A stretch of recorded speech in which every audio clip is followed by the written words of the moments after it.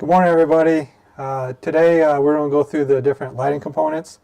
My name is Paul Harrington. I'll be the host and speaker, and then we also have Brenton Jantz here.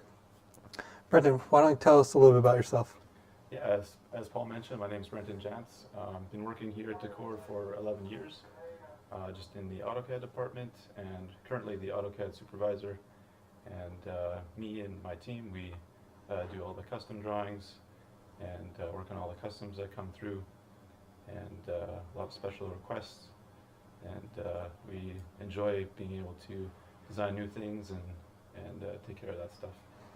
Yeah, so when you have a question for your CSR, if we can do a custom cabinet or whatnot, usually your CSR will go and talk to his team there to see how to make your designs come to fruition. So before we jump into the meat of the webinar here, I do want to remind you that we will take questions live. So if you have questions, there's a little chat box. Just type them out and we'll see those and answer those for you. And then also we have a PDF that we're going to drop into the chat that you can download, and we'll be referencing that as well. You can also find the PDF on the DSS, in DSS under University, and you go to either Zona Vida or Decor and expand it, and then go down to the bottom, and you'll see posters, and you'll see the light-in scenarios poster that we'll be referencing. But again, we'll drop it into the chat box so you can download it as well. And so yeah. So we'll go ahead and jump on in and start. So kind of how it's going to go, I'm going to go through each one of the different components and kind of go over like what it does. And then Brenton's going to show us how to go through the different scenarios on how to connect everything and how you'll do that. Okay? Sounds good. Perfect.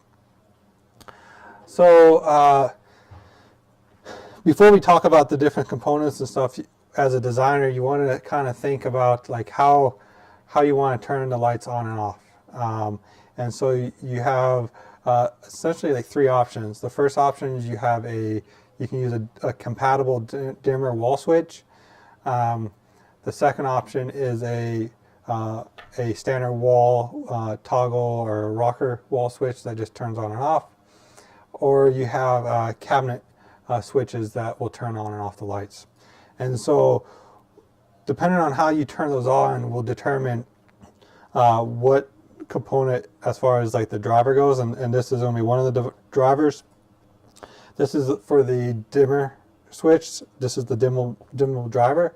And so the electrician would get the compatible dimmer wall switch and wire from that to these green, white, and black cables, the hardwire those. And then on my right side here, they have the blue and red wires. These are low voltage wires. And so this is how long it is. And so you want to have access or be able to have access to these at a later time. And so some places that designers might have these would be like in a floor joist, or in a hood cabinet, or in a base. And so so just make sure that they have access to these. And then if like from this dimmer switch, what also comes with this, like when you order it, will be the 6-way bear, and that you connect these together like so, and then that gives you your light ports. But if these aren't close together, your electrician would need to run extra low voltage wire from here to wherever this will be to connect those. And Brenton will go a little bit further on that in a minute. So that's the first driver. The second driver that we have is what's called the constant driver. So you have a plug that goes into the back. Just plug it in, and then this will plug into the wall, and then that will be essentially turns it on. And so with the wall switch, you turn on and off the wall. You turn on the light at the wall, it turns the plug on. Or if you're doing a cabinet switch, then you just have the plug on constantly and you just plug it in, and then that's how you control the lights from there. So from the driver, so we got the dimmable driver, the constant driver. So you need one of these for sure, depending on the scenario you go. So that's how you get the power. From there, we have what's called distributors. So we have 4 types of distributors. So the first one I already mentioned earlier. We have the 6-way bear. From here, the 6-way bear, again, this part connects to the low voltage on the dimmable driver. And then on the front, you have 6 light ports that you can plug in up to six ports. Okay, so that comes with, when you order the dimmable driver, it will come automatic. Next, we have the 6-way distributor. Again, you have 6 light ports. This one here would be used for when you need to add additional ports to something. Okay. So next we have the 6-way distributor with switch. So here you plug in your extension lead, and then you have your 6 ports, light ports on the front here, and then you can plug in another one of these or take another extension lead and then pass it on to your next one. And then on the back you have a switch port. So if you need more than 6 ports here, that's where this 6-way distributor will come in. You would plug it in, and then you can have more light ports there. And then the 4th distributor is we have the 6-way distributor with switch, the app version. And so it says Bluetooth on here. It has the same function as the 6-way distributor with switch, except for now you can control the lights with the app. So if you have a smartphone or a tablet, you can turn them on. So they have the 6 ports, light ports on the front. You have your switch port on the back, and then you can put your extension lead here. And then this port here on the end on these, those are constant power. So you don't want to use that for light because the switch here will not control that. So those are the distributors. And next we have leads. So the common lead that you'll want to order to have on extra will be extension leads. So you have, so this is to, if you need to extend the lead for your strip light or your puck light, this is the one that you'll use here. We also have an extension lead for the switches. So the ends are kind of boxy on both ends. So that's the extension lead for the switch. Then we have a strip light lead. And so again, you have the end that plugs into the light port, and then you have the end that plugs into the strip light. So you just, this would all be hooked up for you unless you're ordering the supply only. But essentially, you pull these together, and then you lift them up, and then you put into your strip light, and then you put it back down. But again, we do all that at the factory for you.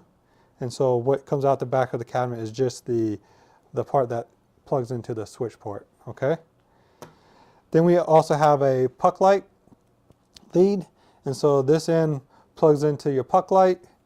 And then we have the part that goes into the switch port, which is here.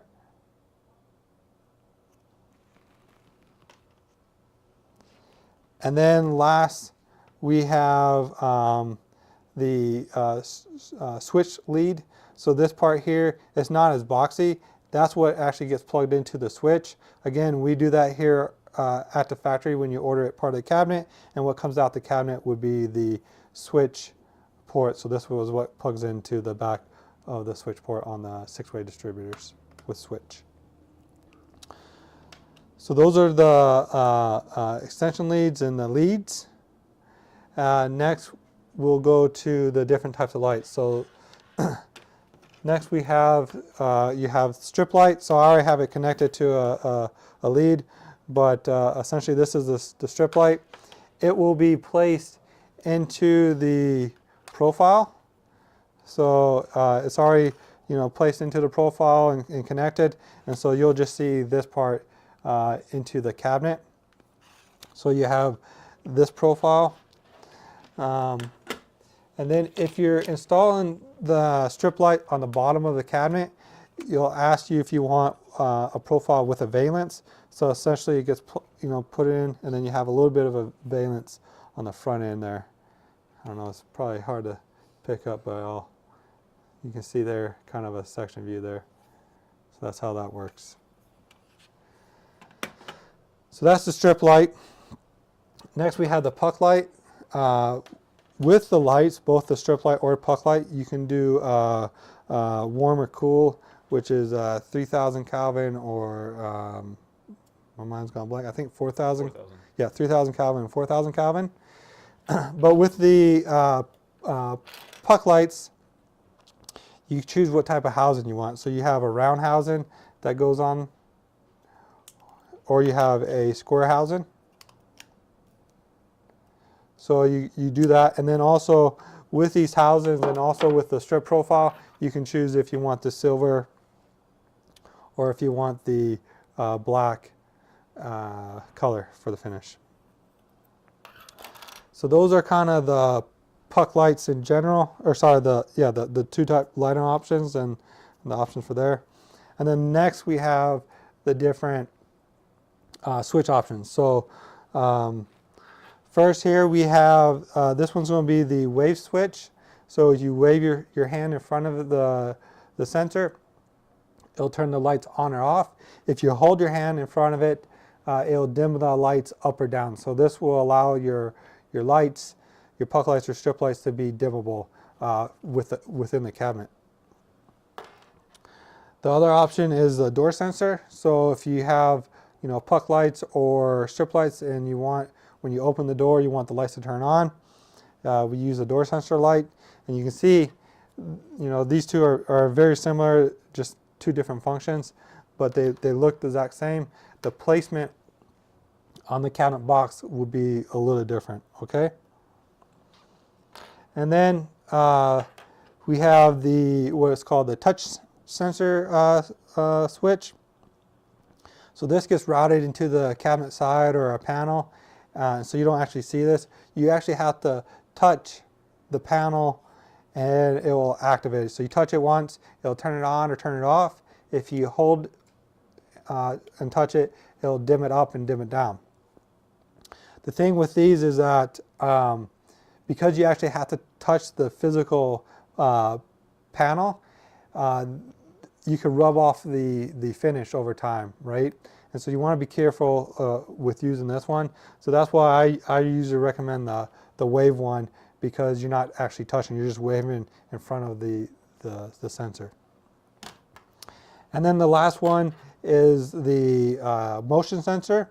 You have two options here. You have one that turns on for 30 seconds and then the other one that turns on for, I think, 302 seconds.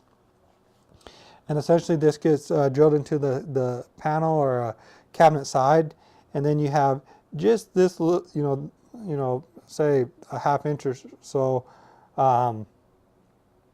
stick and pass that will be visible. And what it is like when you walk in front of it, you'll activate it and you turn on the lights for that amount of time.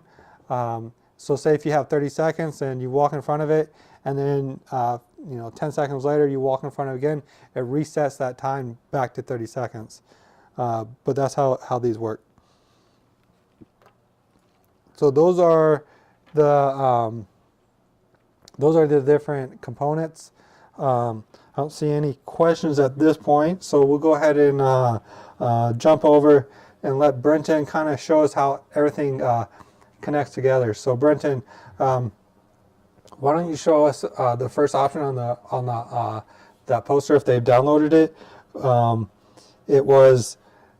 It had the dimmer driver. So let's start with that Sure. and kind of show us how to connect stuff. Okay, yeah, so the first option is the option of having a dimmable wall switch. So if you've chosen to have the dimmer on the wall switch, then you would use the dimmable driver, which Paul kind of explained already a bit. So you would have the approved wall switch, which would then connect by the electrician to this dimmable driver. And then from there, with the low voltage wiring, either the installer or the electrician would run probably a extension from there to the six-way bear, which would connect then to that. And then from there, you would locate this probably close to your cabinet. And then from there, you would run your lights directly from here to wherever they happen to be, whether it's a cabinet or floating shelf or whatever it might be. Yeah. So that would be kind of how this would hook up if you're wanting to control your lights from the wall with a dimmer right on the wall. So I'll try talking a little louder here. Yeah. So with these here, dealer put this down by the electrical box, Mm-hmm. right? But then what the electrician then was run the low voltage from here to wherever you're going to put the six-way bear so that they have access to it. Right. But yeah. Mm-hmm. So yeah. So Then the other driver option that there is would be the constant driver. So the constant driver, it can also be controlled through the switch on the wall, like Paul mentioned earlier. So the plug that's on the wall can be hardwired directly to the light switch, and then flicking the light switch on and off would then control your lights going on and off. So that is one option. And then the other option is to just have it plugged into a regular outlet, and then from there it would get we would just use the cabinet switches to control the lights. So there'd be two options then for controlling the lights using the constant driver. So the constant driver, I can show on this side here, we got one plugged in. So this is just your typical constant driver, and we got the one port on the end here like Paul had showed earlier, and then from there you would put your extension lead in, which I got here, and I'll just plug that in here.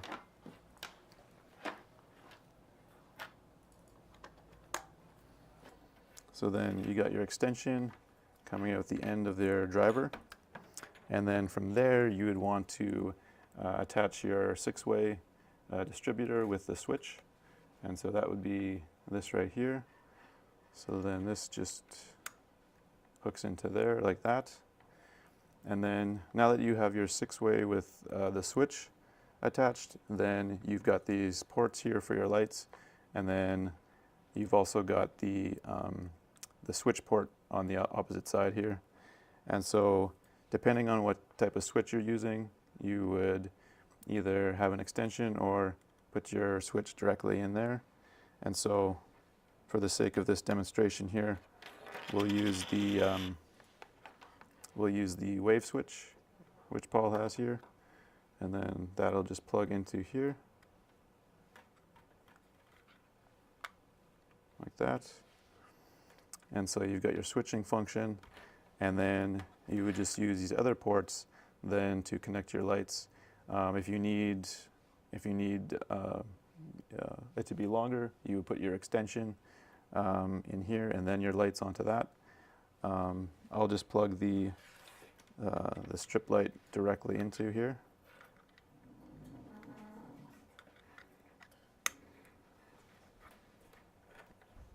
And then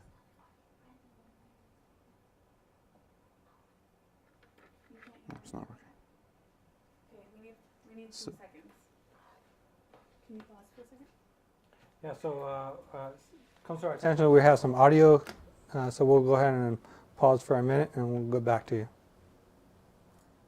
Brenton, can you say hello? Hello. Paul, can you say hello? Hello? Paul, can you say hello? Hello? He's saying we have microphone issues. Well, yeah. Who, I, who I, has red? I have read.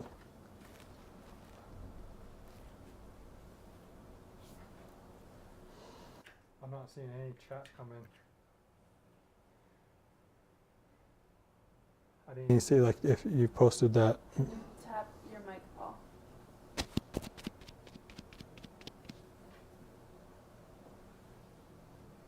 And Brenton, can you tap your mic? Okay, so Brenton may just be quiet.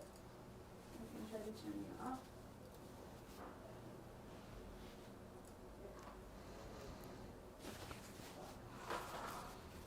Brenton, can you say hello?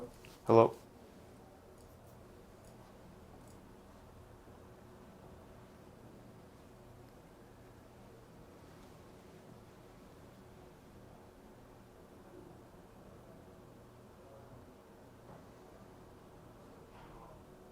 I can hear Brenton. Okay, Paul, say hello. Hello? How's this working? Oh my god.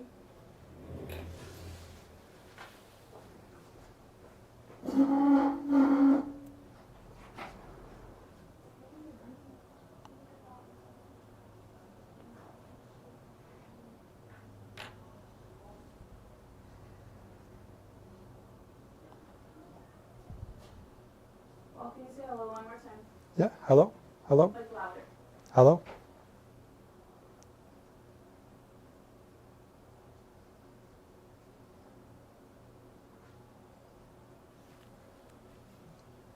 One, two, three. We're on a delay. I'm Test. sorry. You guys can keep going.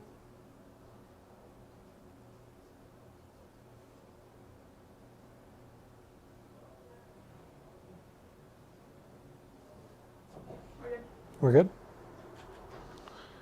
We're good? Okay. Brenton, if you could just talk a little louder. Okay. So let's we'll start from the top. Go from here. Again. Start right from the very beginning of my section. Or Yeah. Well, let's just kind of go from here where we've all like where connected. we ended. Yeah. Okay. So. All right. So sorry about that. I think we've got the audio resolved. And again, if you got any questions, you can send them in through the chat feature, and then Brenton will go ahead and continue to, from where he's left off. So here.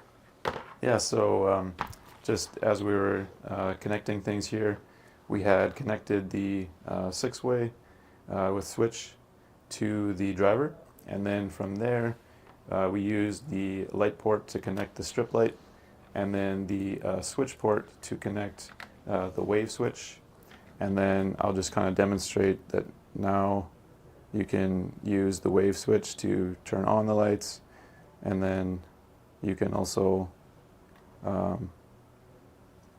dim them. You can see that they're dimming a little bit just by holding it there.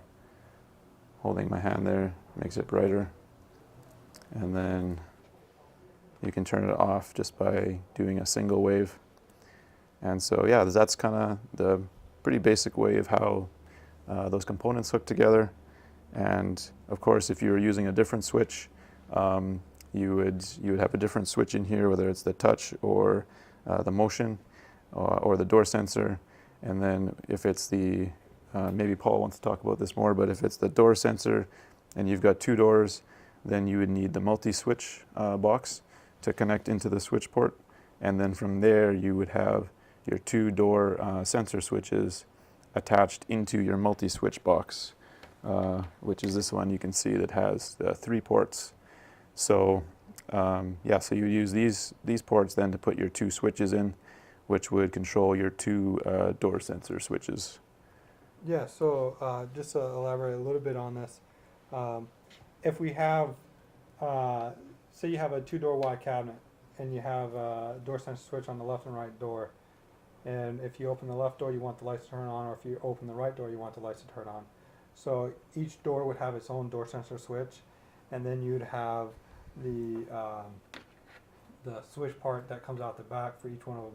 So you have the 3, you put 2, plug them in here, so you just use 2 of these ports, And then from here, this is what runs back to your switch port on your 6-way. And by doing that, will allow you to, when you open the left or right door, it will turn on the cabinet lights. And when it's closed, it will turn it off. One thing though about the door sensor switch is we put a little sticker on the back of the door, and so you want to make sure you leave that sticker there, because that's what actually activates the door sensor switch. So some finishes, if your installer takes it off, or if your customer takes that sticker off, when they close the door, the lights will remain on, because it can't activate that sensor without that with certain finishes. So make sure that they're keeping that on there. The other thing with your example, so you have the constant driver, you have your extension lead, and the 6-way distributor with switch is where what comes closer to your cabinets, where you're plugging everything in. But how would you, like, if I needed more than 6 lights, like what would you recommend for the scenario here? So I say I need 8 lights. So how do I add here?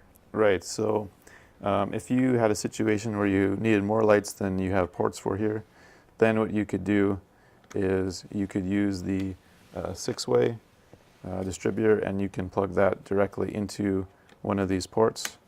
And then now you can use all of these ports, these 5, plus these additional 6 here for more lights, and then they would just come out of those different ports, and they would still all be controlled by this one switch, because everything is coming after this switch here. Yeah. So, Perfect.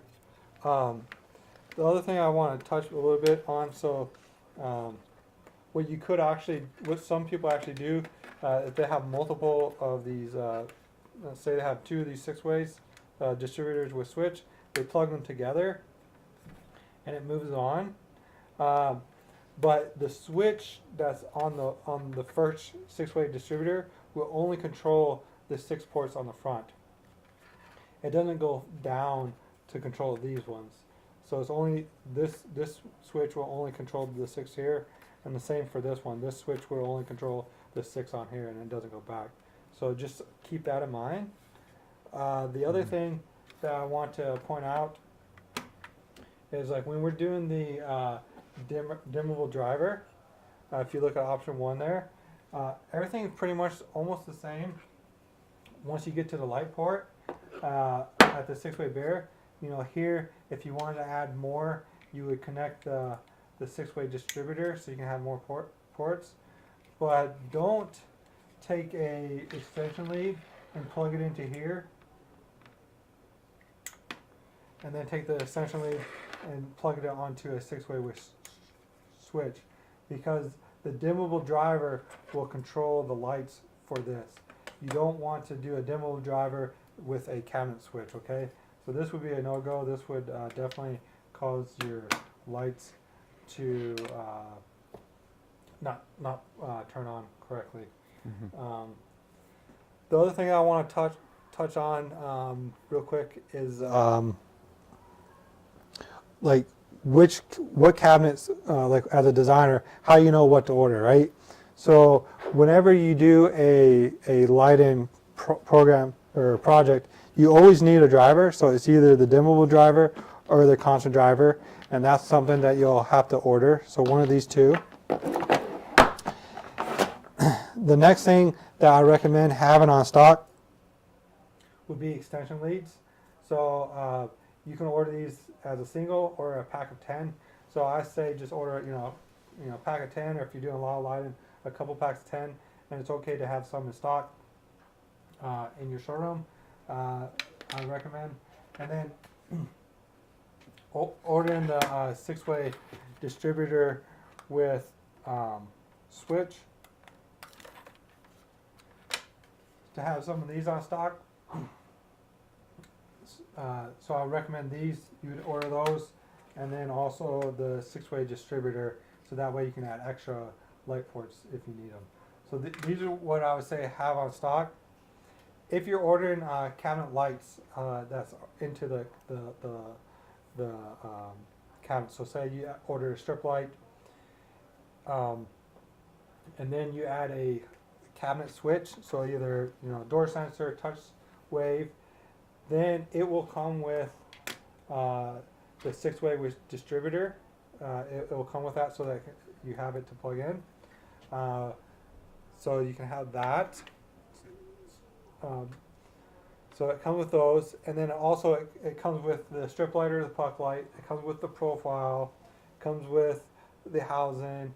That's all installed. It'll come with the puck light or strip light will come with the lead that's needed. So the puck light or strip light lead, and those are what's coming out the back. So you don't have to worry about ordering those. And then the one other thing that you might need would be the extension lead for the switches.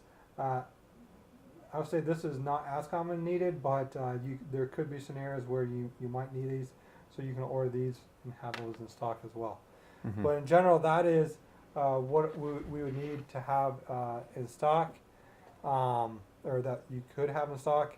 Otherwise, look at the chart that should have been dropped into the chat there, and download that, and they will. It shows you like what is needed to be ordered and what comes with the modification to the cabinets. So, anyways, we're about ready to wrap up here. So before we do y'all have any questions? You can set them our way. I don't see any questions coming in, but we'll give you a minute or two. Is there anything else that you want to touch on while we're here? Not too much. Maybe just that our knowledge base has a lot of good info on lighting, and a lot of the stuff that we talked about here would be on there. And there's a lot of detailed info on each of the components and the switches, and a lot of good resources we have for knowing more about the lighting and how things hook together. Even some diagrams as how things are supposed to hook together with different things. So, yeah. Perfect. The other thing that I want to touch on is both on the Academy Online, we have different courses and a lot of resources on there for you to use, but also a PDF calculator that we have is for the different wattage that is available. And so for the dimmable driver, you need a minimum of 8 watts for this to function properly, and a maximum of 54 watts. And then for the constant driver, there's no minimum, and it goes up to 60 watts. And so if you go to under the PDF calculators on the DSS, you'll find a wattage calculator. And so essentially the puck lights are 3.8 watts. And if I remember correctly, I think it's for every foot, it's like 15 watt. No, every foot is 1.5 watts. For the strip light. For the strip lights. But you can double check with the PDF calculator, it'll give you that information there. I don't see any questions coming in my way. So, there we go. For the strip lights, let me just read this real quick.